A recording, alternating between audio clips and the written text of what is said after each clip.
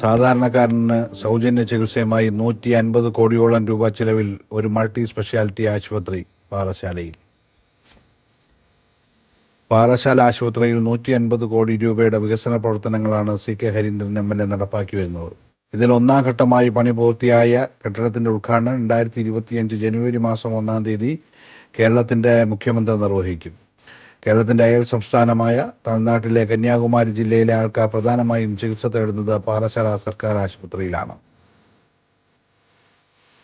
പാറശാല താലൂക്ക് ആശുപത്രിയുടെ പുതിയ കെട്ടിടത്തിന്റെ ഉദ്ഘാടനവുമായി ബന്ധപ്പെട്ട് 1001 അംഗ സ്വാഗത സംഘം രൂപീകരിച്ചു.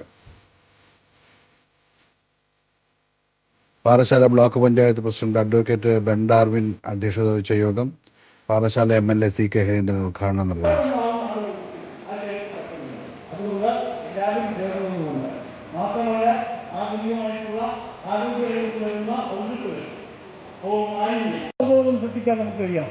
ഇപ്പോൾ നമുക്കറിയാമല്ലോ, യുണൈറ്റഡ് നേഷൻസ് ഓർഗനൈസേഷൻ വിദ്യാർത്ഥികൾക്ക് ദുബൈയിൽ ചേർന്ന വിവിധ രാജ്യങ്ങളുടെ സമ്മേളനത്തിൽ ഉയർന്നു വന്നത് ലോകത്ത് ഉണ്ടാവില്ല എന്ന തീരുമാനത്തിലേക്ക് എത്തിയിരിക്കുകയാണ്. അപ്പോൾ നമുക്കും അവിടത്തേക്ക് എത്തണമെങ്കിൽ അന്തരീക്ഷത്തെ ശുദ്ധിയോടുകൂടി നമുക്ക് നിലനിർത്തണമെങ്കിൽ പുതിയ വെല്ലുവിളികൾ നമ്മൾ മനുഷ്യ ജീവിതത്തിൽ കടന്നുവരാതിരിക്കണം.